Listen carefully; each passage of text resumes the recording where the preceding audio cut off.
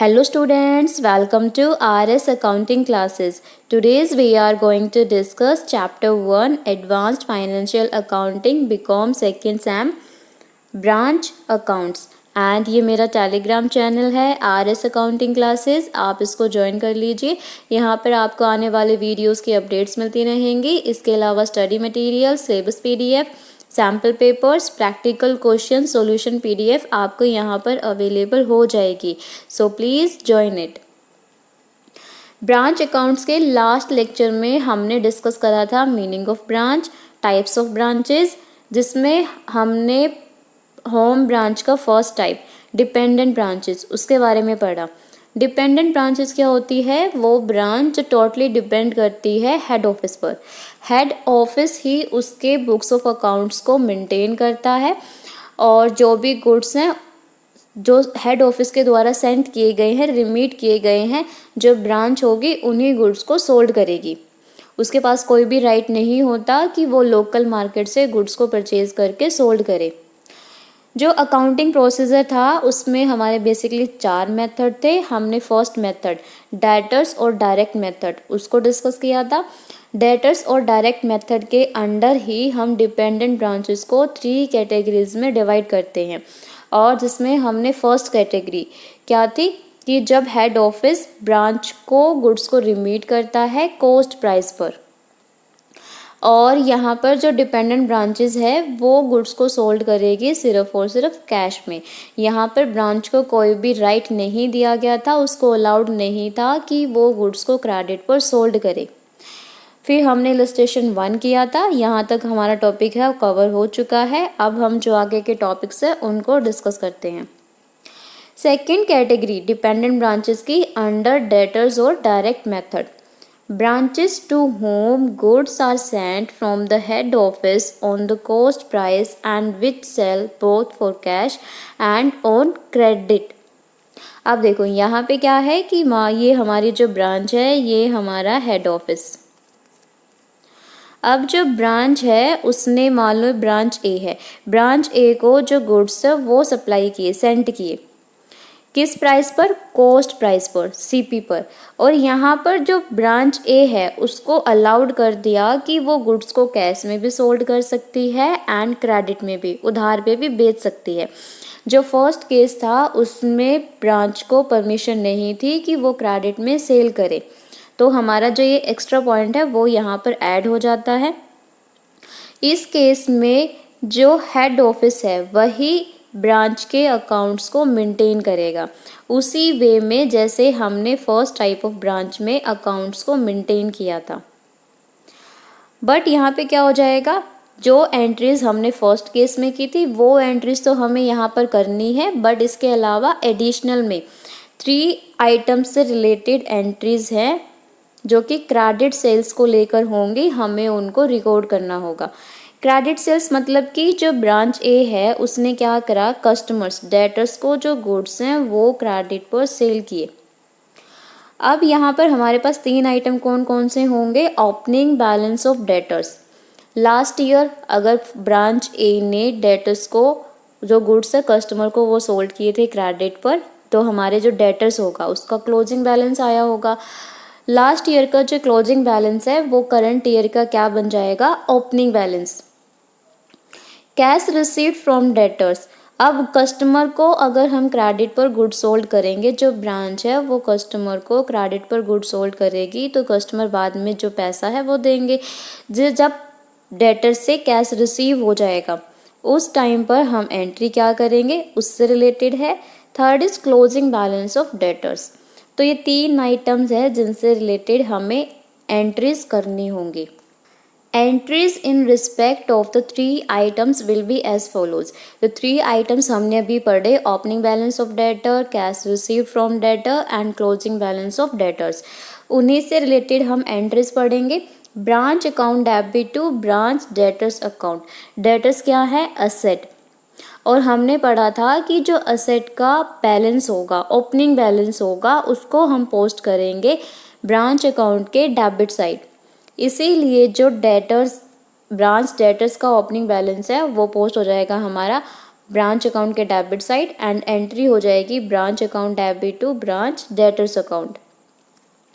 Cash received from debtors, अब जो dependent branches को इंस्ट्रक्शन मिली होती है कि वो जैसे उसको कैश रिसीव होगा, या तो गुड्स को कैश में सोल्ड करके जो पैसा मिला एट अ टाइम वो, या फिर क्रेडिट में सेल करके बाद में कस्टमर से डेटर से कैश रिसीव हुआ वो, जिस डेट को ब्रांच को कैश रिसीव हो जाएगा उसी डेट को जो ब्रांच है वो कैश को रिमीट कर देगी हेड ऑफिस को।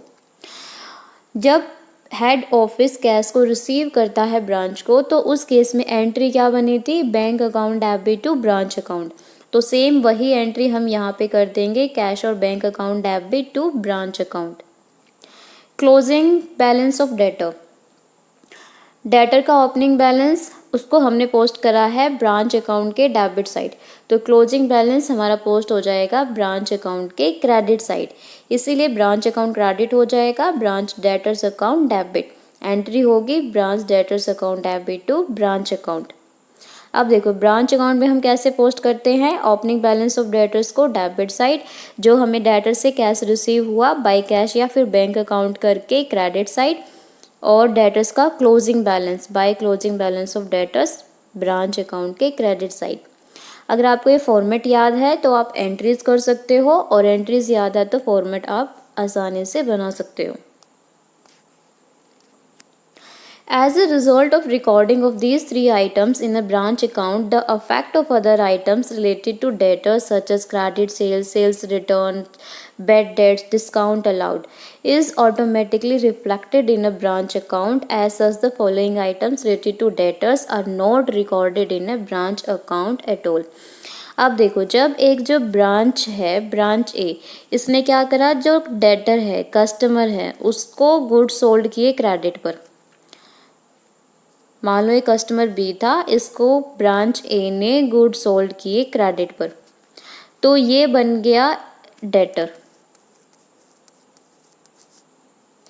अब जो ये डेटर होगा, अब यहाँ पे आप एक कस्टमर के पॉइंट ऑफ व्यू से सोचो कि इसके साथ क्या क्या ट्रांजैक्शन हो सकती है एक ब्रांच की। पहले तो यही होगी क्रेडिट सेल्स, इसने इसको क्रेडिट सेल किया, वो वाली ट्रांजैक्शन।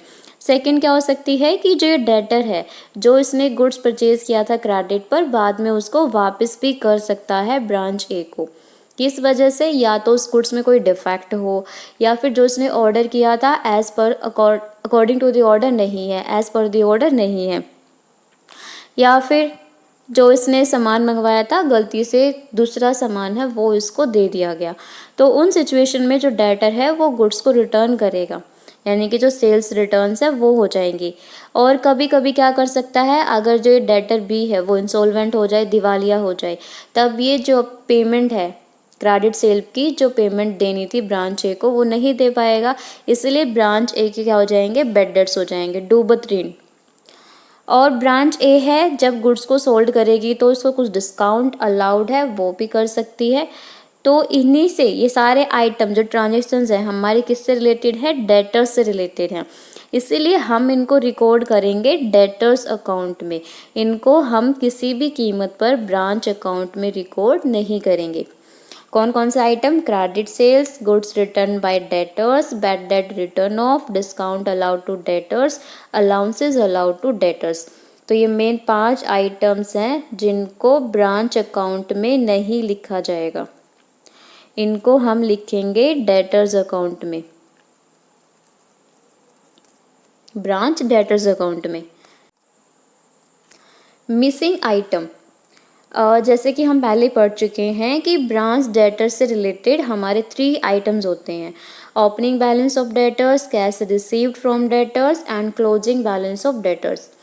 अब जो क्वेश्चन में हमें कोई भी 2 आइटम्स है वो गिवन होंगे, इनमें से 3 आइटम्स में से कोई भी आइटम है वो मिसिंग हो सकता है। तो सबसे पहले हमें ब्रांच डेटर्स अकाउंट को प्रिपेयर करके उस मिसिंग आइटम को फाइंड आउट करना होगा। तो इसके लिए हम अकाउंट प्रिपेयर करेंगे मेमोरेंडम ब्रांच डेटर्स अकाउंट। तो डेटर्स कौन सा क्या होती है, डेटर्स असेट, असेट का बैलेंस होता है डेबिट। असेट इंक्रीज होगी तो उसको हम करते हैं डेबिट, डिक्रीज होगी तो उसको हम करते हैं क्रेडिट। तो आपने इसी फंडे को याद करना है और जो ब्रांच डेटर अकाउंट में ट्रांजेक्शन्स को पोस्ट करना है।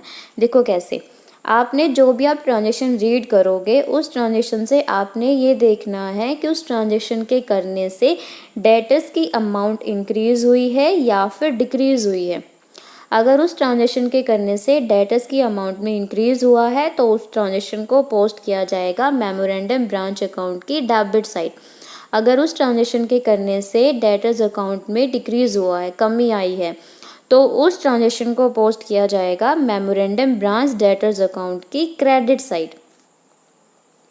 सबसे पहले ओपनिंग बैलेंस ऑफ डेटर्स का डेबिट बैलेंस होता है, इसीलिए ओपनिंग बैलेंस को हम पोस्ट कर देंगे डेबिट साइड में। To balance brought down. Credit sales, जब हम क्रेडिट में सेल करेंगे तो डेटर्स हमारे क्या होंगे, इंक्रीज होंगे। डेटर्स इंक्रीज हुए, इसी वजह से इसको पोस्ट कर दिया हमने मेमोरेंडम ब्रांच डेटर्स अकाउंट की डेबिट साइड। कैश रिसीव्ड, जब जो कस्टमर है वो पैसे दे जाएगा, ब्रांच को उसने पैसे दे दिए, ब्रांच को डेटर्स से कैश रिसीव हुआ, तो जो डेटर्स की अमाउंट है वो क्या हो जाएगी, डिक्रीज हो जाएगी, कम हो जाएगी, तो उसको हम पोस्ट कर देंगे डेटर्स अकाउंट के क्रेडिट साइड।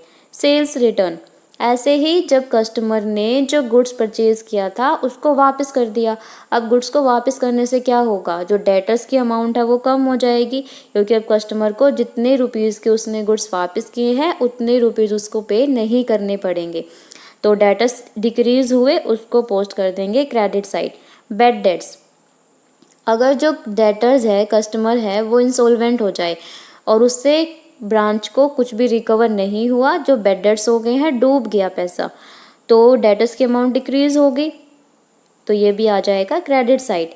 अलाउंसेस, अलाउंसेस क्या होता है, भत्ता। अगर कोई ब्रांच है उसने कस्टमर को कोई अलाउंसेस प्रोवाइड किया है तब भी हमारे जो डेटर्स की अमाउंट है वो डिक्रीज हो जाती है, तो इसीलिए इसको पोस्ट कर देंगे ब्रांच अकाउंट के credit side. Bye discount allowed, discount allowed यानी क्या करा है कि जो ब्रांच है उसने कस्टमर को डिस्काउंट प्रोवाइड किया। मान लो कि जो गुड्स का प्राइस था वो था 1000 रुपीज़, बट यहाँ पर जो ब्रांच ए है उसने इसको डिस्काउंट दिया 100 रुपीज़, तो जो कस्टमर है वो कितनी अमाउंट पे करेगा, 900 रुपीज़। अगर जो ब्रांच है वो डिस्काउंट प्रोवाइड नहीं करती तो 1000 रुपीज़ रिसीव होते, बट यहाँ पर डिस्काउंट अलाउड करने से क्या होगा कि जो डेटर्स की अमाउंट 1000 से कम होके 900 हो गई, तो यहाँ पे क्या हुआ, जो डेटर्स की अमाउंट है वो डिक्रीज होगी, इसीलिए इसको भी पोस्ट कर देंगे क्रेडिट साइड। अब हम क्या करेंगे, दोनों साइड का टोटल, उनको फिर डिफरेंस करेंगे, जो भी बैलेंसिंग फिगर आएगा वो हमारा हो जाएगा क्लोजिंग बैलेंस ऑफ डेटर। जरूरी नहीं है कि क्लोजिंग बैलेंस ही हमारा मिसिंग हो, क्लोजिंग बैलेंस भी गिवन हो सकता है, ओपनिंग बैलेंस भी गिवन हो सकता है। जो कैश रिसीव्ड है वो हमें फाइंड आउट करना पड़ सकता है, या फिर कैश रिसीव्ड भी गिवन है, क्लोजिंग बैलेंस भी गिवन है, ओपनिंग बैलेंस हमें फाइंड आउट करना पड़ सकता है। गुड्स इन ट्रांजिट, जैसे हमने लास्ट लेक्चर में कैश इन ट्रांजिट पढ़ा था, यानी कि वो कैश जो अभी तक ब्रांच ने ऑफिस तक भिजवाया नहीं है, वो रास्ते में है, तो सेम ऐसे ही क्या होता है कि जो हेड ऑफिस ने ब्रांच को गुड्स रिमीट किए थे, हेड ऑफिस की तरफ से तो वो गुड्स चले गए हैं, बट अभी तक ब्रांच ने उनको रिसीव नहीं किया। तो बहुत बार ऐसा हो जाता है कि जो गुड्स हेड ऑफिस के द्वारा सेंड किए गए थे उनमें से कुछ गुड्स का जो पार्ट है वो अभी तक जिस टाइम पर हेड ऑफिस अकाउंट्स को बैलेंस करता है उस टाइम तक उनको गुड्स रिसीव नहीं होते, उन्हीं गुड्स को हम कह देते हैं गुड्स इन ट्रांजिट। तो हेड ऑफिस यहाँ पर एंट्री क्या पास करेगा, goods in transit account debit to branch account, क्योंकि जो गुड्स है अभी तक ब्रांच के पास नहीं पहुँचे। अब आपको यहाँ पे ध्यान रखना है कि क्वेश्चन में कैसे गिवन है। अगर क्वेश्चन में लिखा हुआ है गुड्स सेंड टू ब्रांच, ये गिवन है हमें, और साथ में हमें दे दिया गुड्स इन ट्रांजिट, तब तो हम क्या करेंगे, जो अमाउंट हमें गिवन है goods send to branch account में उसको हम लिख देंगे ब्रांच अकाउंट के डेबिट साइड, एंड जो अमाउंट हमें गिवन है गुड्स इन ट्रांजिट अकाउंट में उसको हम लिख देंगे ब्रांच अकाउंट की क्रेडिट साइड। क्योंकि इसमें जो गुड्स हेड ऑफिस ने भिजवाए थे उसमें जो ट्रांजिट वाले गुड्स हैं वो भी इंक्लूड हैं, ऑलरेडी इंक्लूड हैं।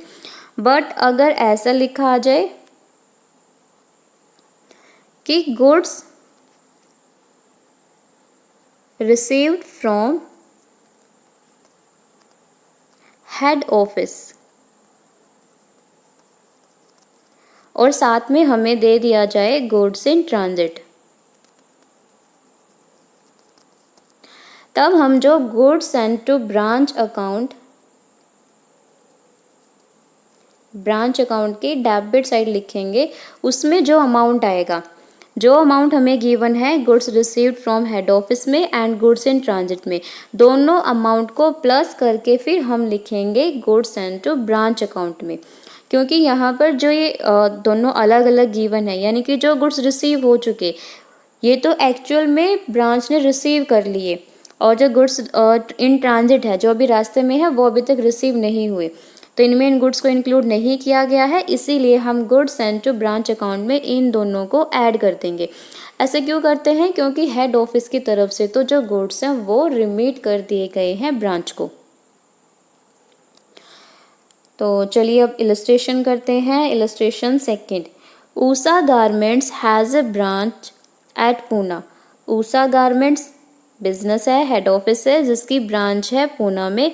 All cash received by the branch is daily remitted to the head office. जो भी कैश रिसीव होता है ब्रांच के द्वारा वो डेली रिमीट कर दिया जाता है, ट्रांसफ़र कर दिया जाता है हेड ऑफिस को। और जो भी एक्सपेंसेस होते हैं सारे के सारे पे करे जाते हैं हेड ऑफिस के द्वारा। तो हमें यहाँ पर प्रिपेयर करना है branch account in the books of head office from the following particulars as on 31 March 2015। तो हमें इन लाइन से पता चला कि किस टाइप की ब्रांच है, डिपेंडेंट ब्रांच, क्योंकि यहाँ पे जो गुड्स हैं वो भी रिमीट कर दिए जाते हैं हेड ऑफिस के द्वारा, और जो भी कैश रिसीव्ड किया है ब्रांच को वो डेली बेसिस पर रिमीट कर दिया जाता है हेड ऑफिस को, और जो भी एक्सपेंसेस है उनको पे कौन कर रहा है? Head office. और हेड ऑफिस की बुक्स में ही अकाउंट को मेंटेन किया जा रहा है। तो इन सभी लाइन से पता चल गया हमें यहाँ पे कौन सी ब्रांच है, डिपेंडेंट ब्रांच। अब देखते क्या क्या ट्रांजेक्शन हुई है। स्टॉक एज ऑन 1 अप्रैल 2014, ये हमारा हो गया ओपनिंग स्टॉक। ओपनिंग स्टॉक को हम लिखते हैं ब्रांच अकाउंट के debit side.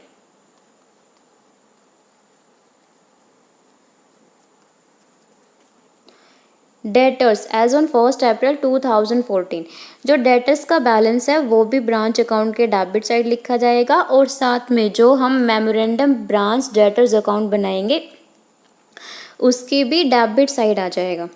Goods received by branch from the head office, head office से गुड्स रिसीव हुए हैं ब्रांच को 1,60,000, तो ये हमारे आ जाएंगे ब्रांच अकाउंट की डेबिट साइड।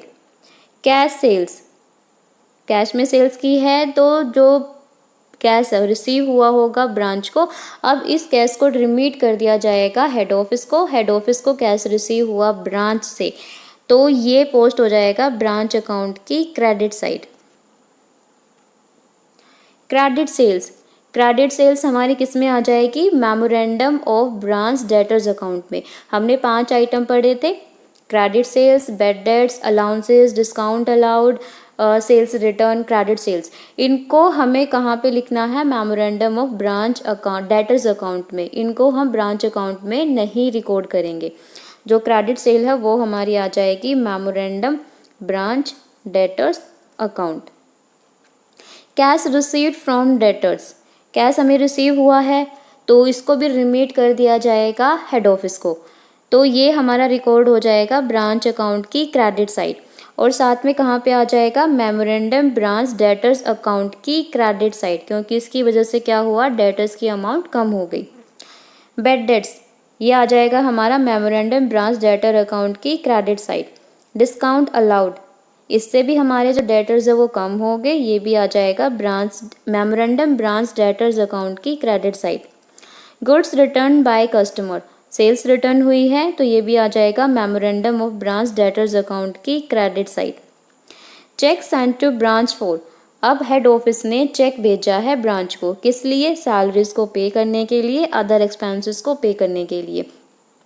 तो यहाँ पे एंट्री हो जाएगी branch account debit to bank. तो ये दोनों आइटम को ऐड करके ये आ जाएंगे हमारे ब्रांच अकाउंट के debit side. Stock as on 31 March 2015, stock का क्लोजिंग बैलेंस है तो ये आ जाएगा ब्रांच अकाउंट की credit side.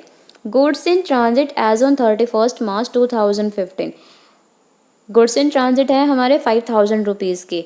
Goods in transit के लिए हमने एंट्री करी थी goods in transit account debit to branch, तो ये आ जाएगा ब्रांच अकाउंट के क्रेडिट साइड। और यहाँ पे हमें लिखा हुआ था कि goods received by branch from head office, यहाँ पे ये नहीं लिखा हुआ goods sent to branch by the head office, यहाँ पे goods received by branch from head office. इसीलिए जो हम goods sent to branch account लिखेंगे ब्रांच अकाउंट के डेबिट साइड, उसमें हम 1,60,000 ये और प्लस में गुड्स इन ट्रांजिट 5000 ये, तो 1,65,000 को लिखेंगे debit side. Goods in transit का क्लोजिंग बैलेंस है 5,000 का, उसको लिखा जाएगा ब्रांच अकाउंट की क्रेडिट साइड। अब हमें यहाँ पर डेटर्स का क्लोजिंग बैलेंस गिवन नहीं है, डेटर्स का ओपनिंग बैलेंस भी गिवन है, कैश रिसीव्ड फ्रॉम डेटर्स भी गिवन है, क्लोजिंग बैलेंस मिसिंग है। तो सबसे पहले तो हम डेटर्स का क्लोजिंग बैलेंस है उसको फाइंड आउट करेंगे। तो उसी पर्पस के लिए हम बनाएंगे memorandum branch debtors account, format particulars amount, ये डेबिट साइड एंड ये क्रेडिट साइड। तो सबसे पहले हमने ओपनिंग बैलेंस था डेटर्स का, उसको ट्रांसफ़र कर दिया मेमोरेंडम ब्रांच डेटर अकाउंट की debit side.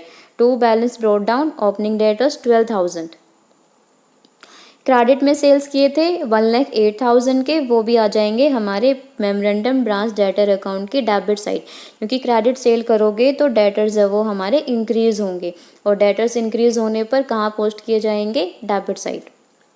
By cash received from debtors, debtor से कैश रिसीव हुआ 92,000 का, पैसा मिल जाएगा तो डेटर्स हो जाएंगे डिक्रीज। बाय बेड डेट्स, पैसा डूब गया, ये भी आ जाएगा credit side 2400। Discount allowed 3600 decrease हो जाएंगे, डेटर्स हमारे credit side. Sales return, customer ने जो गुड्स है उनको वापस कर दिया, सेल्स रिटर्न होगी 4100 की, इससे भी हमारे जो डेटर्स की अमाउंट है वो कम हो गई, तो ये आ जाएगा क्रेडिट साइड। अब हम क्या करेंगे, डेबिट साइड का टोटल एंड क्रेडिट साइड का टोटल। 12,000 प्लस में 1,08,000, 1,20,000, उसमें से माइनस करेंगे 92,000, 2,400, 3,600, 4,100, तो हमारे पास डिफरेंस आ जाएगा 17,900। और ये जो डिफरेंस आया है वो क्या है, closing balance of debtors, closing debtors.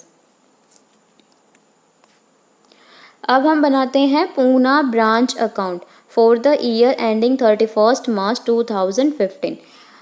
Format particular amount, particulars amount, debit side and ये क्रेडिट साइड।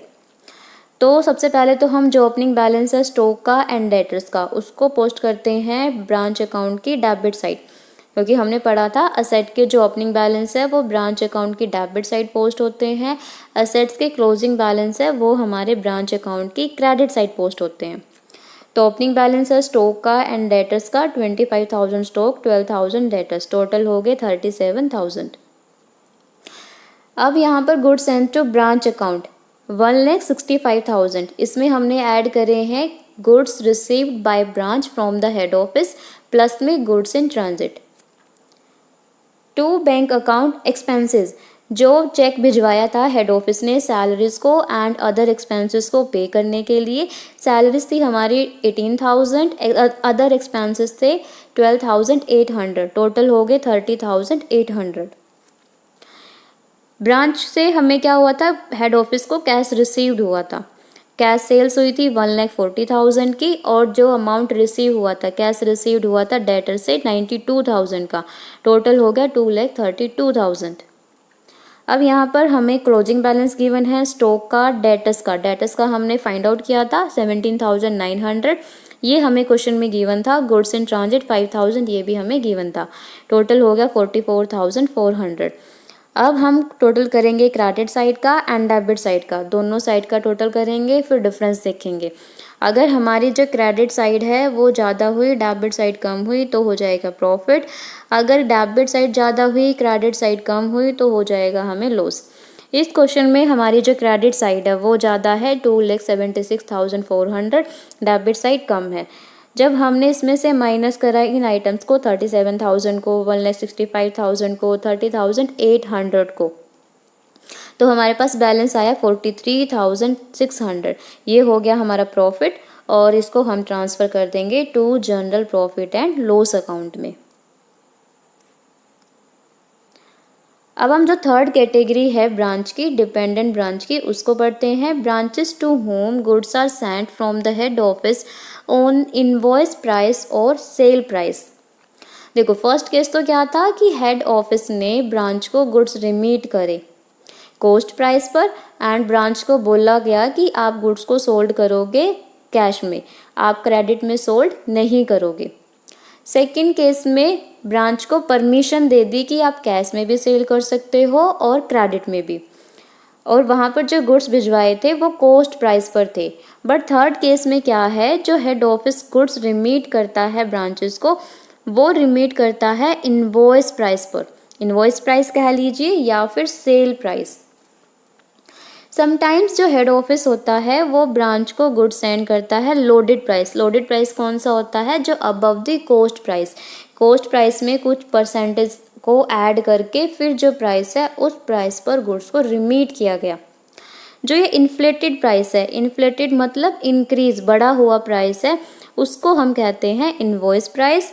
फॉर एग्जाम्पल कि गुड्स की कॉस्टिंग थी 10,000 रुपीज़, उसको इन्वॉइस किया गया, यानी कि जो लोडेड प्राइस है वो कैसे किया गया, कॉस्ट प्लस में 20%। कॉस्ट प्राइस 10,000, उसमें प्लस कर दिया 20% अलग से, तो 10,000 का 20% हो गया 2,000। 10,000 का हमारा कॉस्ट प्राइस था, 2,000 अलग से प्लस किए तो 12,000 हमारा हो गया इनवॉइस प्राइस। अब हेड ऑफिस ऐसा क्यों करता है, मेन ऑब्जेक्ट क्या है गुड्स को इनवॉइस प्राइस पर रिमीट करने का। तो पहला ऑब्जेक्ट है कि जो ब्रांच मैनेजर को यहाँ पर इंस्ट्रक्ट किया जाता है, गाइड किया जाता है कि वो गुड्स को सोल्ड करे, या तो जो इनवॉइस प्राइस है उसी प्राइस पर या फिर इनवॉइस प्राइस से अबव, उससे ज़्यादा। तो यहाँ पे जो ब्रांच मैनेजर है वो इनवॉइस प्राइस से कम पर गुड्स को सोल्ड नहीं करेगा। तो यहाँ पे इनवॉइस प्राइस 12,000 था, तो मान लो कि जो ब्रांच मैनेजर है वो 12,000 रुपये से कम पे तो गुड्स को सेल करेगा ही नहीं, या तो 12,000 रुपये के सोल्ड करेगा या फिर 12,000 से अबव। और यहाँ पर जो हेड ऑफिस है वो अनेबल हो जाता है कि वो ब्रांच के स्टॉक पर जो अफेक्टिव कंट्रोल है उसको मेंटेन कर सके। और कभी कभी जो हेड ऑफिस है वो ये चाहता है कि ब्रांच को पता नहीं लगना चाहिए कि उसको एक्चुअल में प्रॉफिट्स कितने हुए हैं इस ब्रांच से, क्योंकि अगर ब्रांच से को पता चल गया कि हेड ऑफिस ने हमसे इतने प्रॉफिट कमाए हैं, हमारे थ्रू इतने प्रॉफिट उसने कमाए हैं, तो जो ब्रांच है वो क्या करेगी, हेड ऑफिस की जो उससे कॉन्ट्रैक्ट है उसको तोड़ लेगी, या फिर जो हायर सैलरी है, कमीशन है, उसकी डिमांड करेगी। और एज अ जो राइवल बिजनेस, राइवल कौन होते हैं, कॉम्पिटिटर्स, तो जो हमारी ब्रांच है वो कॉम्पिटिटर बन सकती है। इसी रीज़न से जो हेड ऑफिस है वो शो नहीं करना चाहता कि उसको ट्रू प्रॉफिट कितने हुए हैं। तो इन्हीं सभी रीजंस की वजह से जो हेड ऑफिस है वो ब्रांच को गुड्स को इनवॉइस प्राइस पर रिमीट करता है। जब गुड्स को इनवॉइस किया जाता है ब्रांच को लोडेड प्राइस पर, तो ये नेसेसरी हो जाता है कि कुछ सर्टेन आइटम्स को लेकर के हम उनको रिमूव करें, जो ताकि जो हेड ऑफिस है वो अपने अकाउंट्स में ट्रू प्रॉफिट को निकाल सके, ट्रू प्रॉफिट को और लॉस को।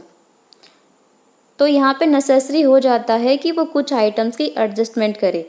कौन कौन सा item, opening stock, goods supplied to branch, goods return by branch, closing stock. तो हमें यहाँ पर जो 4 आइटम है इनको लेकर के एडजस्टमेंट करनी होगी। Opening stock, closing stock, goods supplied to branch, जो गुड्स रिमीट किए गए थे ब्रांच को, और जो गुड्स वापस कर दिए ब्रांच ने। अब इन जो आइटम्स को एडजस्ट करने के लिए हम क्या करेंगे, इनको जो लोडेड प्राइस था, यानी कि जितना प्राइस एक्स्ट्रा बताया हेड ऑफिस ने ब्रांच को, उसी प्राइस को हम रिकॉर्ड कर देंगे अपोजिट साइड ब्रांच अकाउंट में। देखो ओपनिंग स्टॉक हम कहाँ लिखते हैं, ब्रांच अकाउंट की डेबिट साइड। तो जो लोडेड प्राइस है, जो एक्स्ट्रा प्राइस है, अबव द कॉस्ट प्राइस है, उसको हम रिकॉर्ड कर देंगे ब्रांच अकाउंट की क्रेडिट साइड। और किस नेम से, स्टॉक रिजर्व अकाउंट के नेम से। तो यही हमारी एंट्री हो जाएगी stock reserves account debit to branch account. तो जहाँ जैसे हम पहले जिस अकाउंट को जिस साइड रिकॉर्ड करते थे, अब उसकी एडजस्टमेंट करने के लिए उसको हम ब्रांच अकाउंट में अपोजिट साइड रिकॉर्ड करेंगे।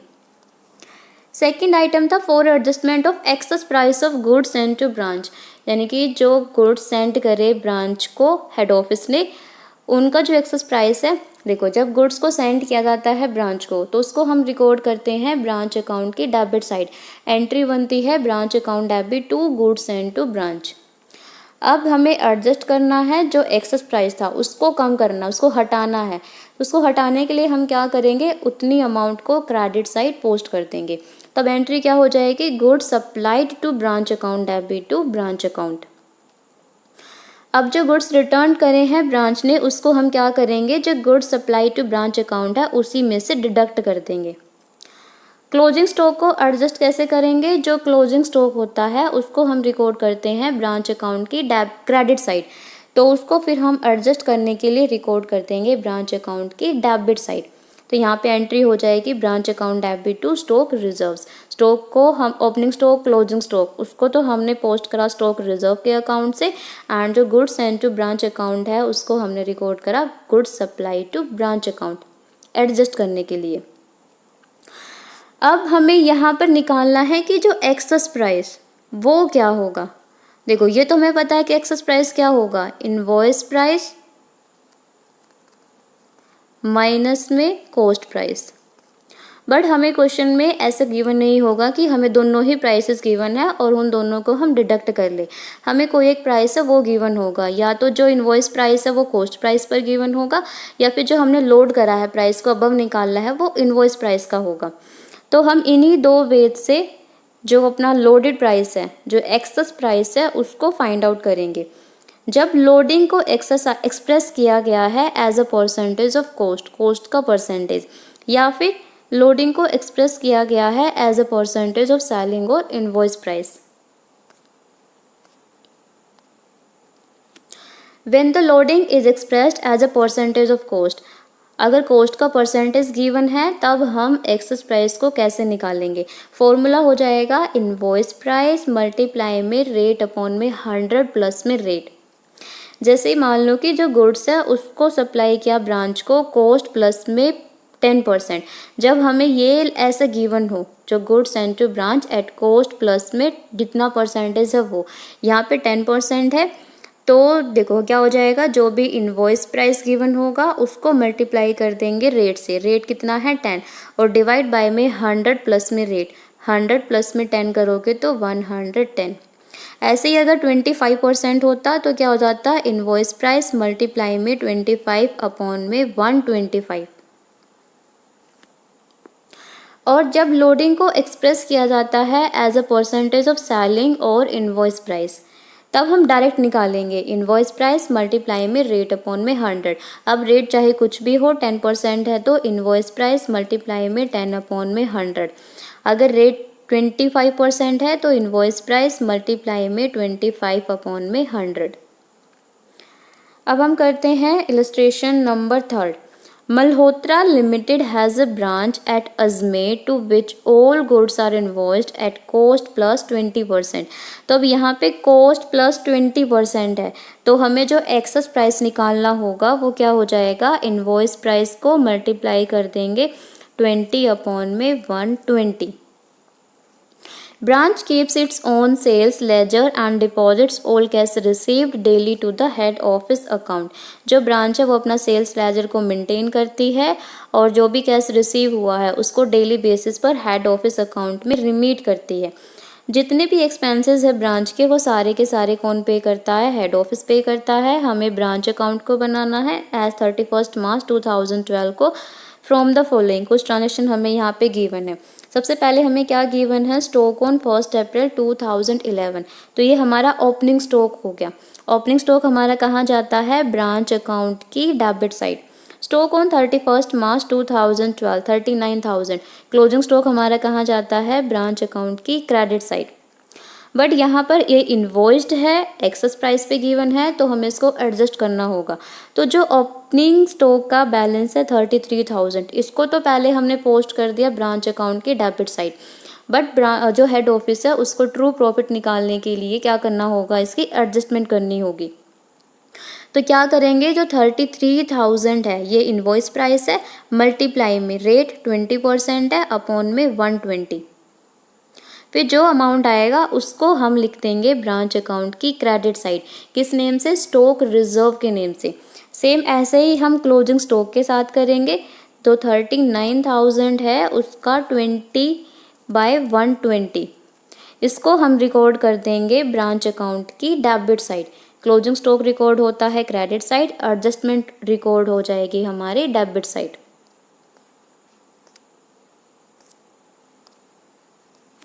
Goods send to branch during the year. Goods, देखो यहाँ पे ये नहीं लिखा हुआ कि goods received by branch from the head office, यहाँ पे लिखा हुआ है goods send to branch during the year.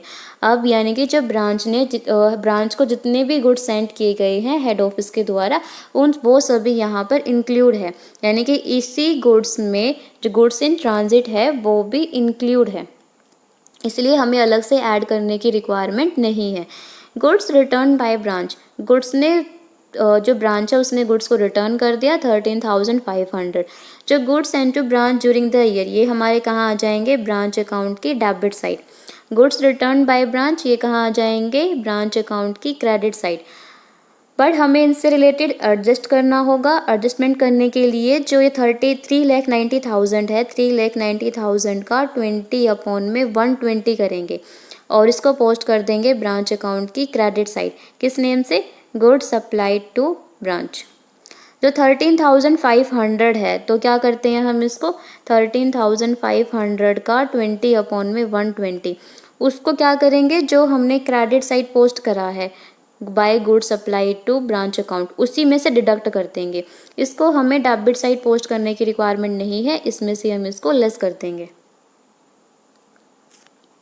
Total sales, हमें टोटल सेल्स गिवन है 5,20,000, यानी कि इस सेल में क्रेडिट सेल भी प्लस है और साथ में कैश सेल्स भी इंक्लूड है। तो कैश सेल्स हमें अलग से दे दी 2,25,000, तो हम यहाँ से निकाल लेंगे क्रेडिट सेल्स। और क्रेडिट सेल्स कैसे निकालेंगे, टोटल सेल में से लेस कर देंगे कैश सेल्स को। 5,20,000 में से माइनस कर देंगे 2,25,000, तो अमाउंट आ जाएगा हमारा 2,95,000। डेटर्स ऑन 1 अप्रैल 2011, डेटर्स का ओपनिंग बैलेंस है, तो एक तो आ जाएगा ये memorandum of branch debtors account की डेबिट साइड और साथ में आ जाएगा ब्रांच अकाउंट की डेबिट साइड। डेटर्स का क्लोजिंग बैलेंस है, ये आ जाएगा हमारा memorandum of branch debtor account की credit side and branch account की credit side. Discount to debtors, debtors को डिस्काउंट प्रोवाइड करेंगे तो हमारे जो डेटर्स है वो कम हो जाएंगे, इसको पोस्ट कर देंगे memorandum of branch debtor account की credit side. Rent and taxes, salary, general expenses, ये सारे एक्सपेंसेस हैं, इनको पे कौन करता है, हेड ऑफिस, तो हेड ऑफिस पे करेगा, इसीलिए ये आ जाएंगे हमारे ब्रांच अकाउंट की debit side to bank account के नेम से। Goods in transit, closing balance है, तो ये आ जाएगा हमारा ब्रांच अकाउंट की क्रेडिट साइड, बट हम इनको भी क्या करेंगे, एडजस्टमेंट करेंगे। तो 6,600 है, उसका 20/120 जो आएगा वो आ जाएगा हमारा ब्रांच अकाउंट की डेबिट साइड।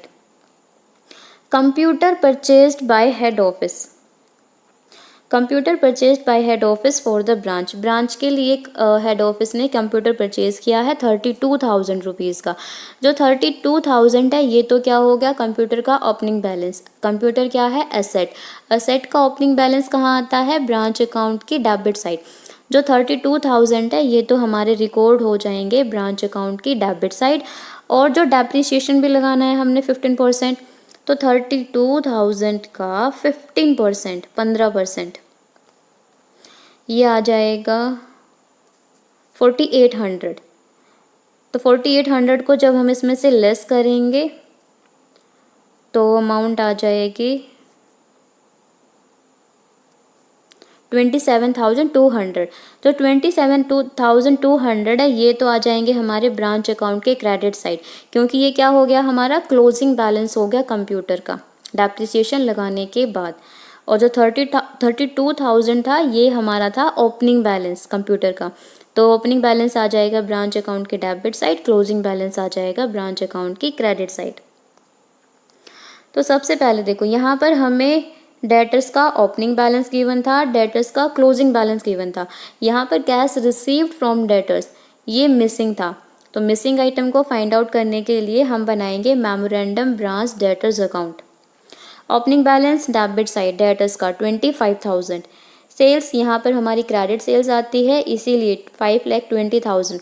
टोटल सेल्स में से हम लेस कर देंगे कैश सेल्स 2,25,000, यह आ जाएगा 2,95,000।